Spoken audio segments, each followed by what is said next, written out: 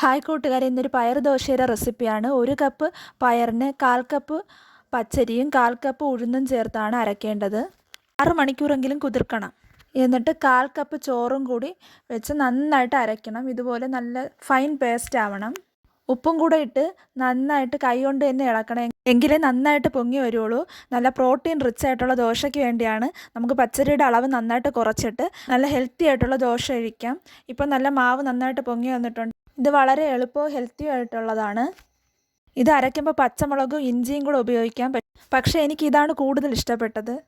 മാവ് നന്നായിട്ട് ഇളക്കിയതിന് ശേഷം നമുക്ക് ഈ പരുവത്തിന് കിട്ടും.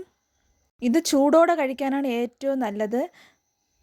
നമുക്ക് വേണമെങ്കിൽ കനം കുറച്ചും ഉണ്ടാക്കാം. ഞാൻ മീഡിയം കനത്തിലാണ് ഉണ്ടാക്കുന്നത്. നിങ്ങൾ ഒരിക്കലെങ്കിലും ഇതുപോലെ ദോശ ഉണ്ടാക്കി നോക്കണം. ഭയങ്കര ടേസ്റ്റാണ്. പക്ഷേ പയറിൻ്റെ ടേസ്റ്റേ അതിന് തോന്നത്തില്ല.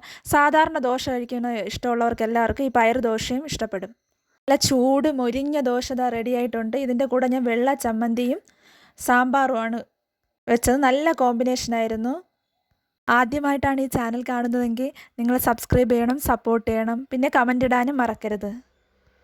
ഇനി അടുത്ത വീഡിയോയിൽ കാണാം.